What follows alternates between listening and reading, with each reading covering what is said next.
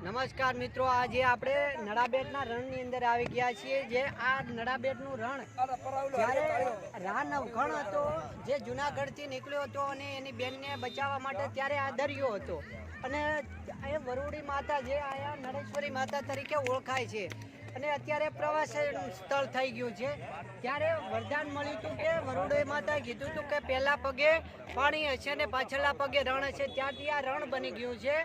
અને અહીંયા અત્યારે પ્રવાસન સ્થળ સરકારે ખૂબ વ્યવસ્થિત બનાવ્યું છે. લોકો જોઈ શકો છો તમે, કેટલા બધા અહીંયા આવ્યા છે અને પ્રવાસન માટે ખૂબ સારું એવું ફરવા માટે છે. તમે પણ અહીંયા આવી શકો છો અને વધારે પબ્લિક જેટલી બને એટલી અહીંયા પ્રવાસન માટે આવી રહી છે. એટલે તમે બધાને જોઈ શકો છો. લોકો પણ અહીંયા લોકો બેઠા છે, જે ફોટા પડાવી રહ્યા છે. પ્રવાસન સ્થળ તરીકે એક સારો એવો વિકાસ થયો છે જે સરકારે કર્યો છે.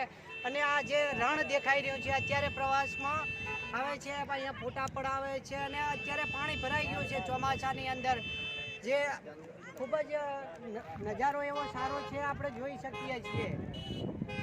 નમસ્કાર.